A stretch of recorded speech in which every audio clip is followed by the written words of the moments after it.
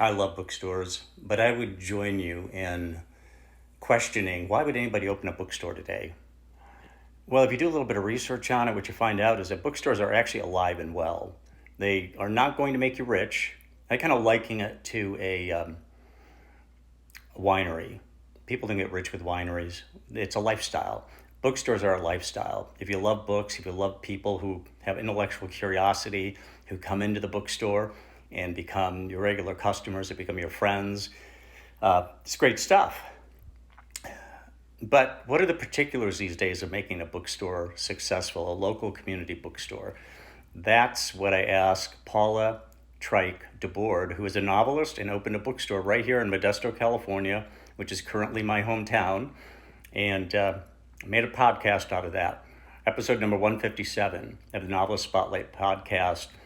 We talk about what are the techniques, what are the features of a bookstore these days that are really essential to making it work. Why did she open it?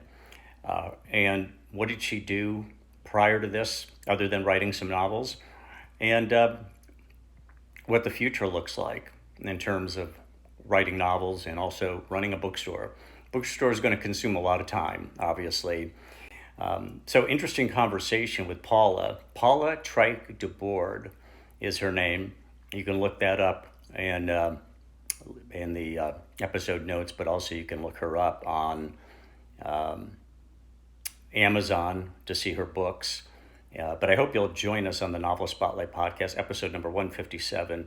She'll talk about why it's essential to have a children's section to the bookstore, what genres she's emphasizing most there, it's a fairly small bookstore. You can't supply everything. And what happens when people come in and you don't have their book? A problem that sites like Amazon and Barnes & Noble basically never have. There's a way to deal with that, and she explains it. So even though there's the onslaught from online booksellers like Amazon and Barnes & Noble and others, community bookstores are still viable, and she'll explain why.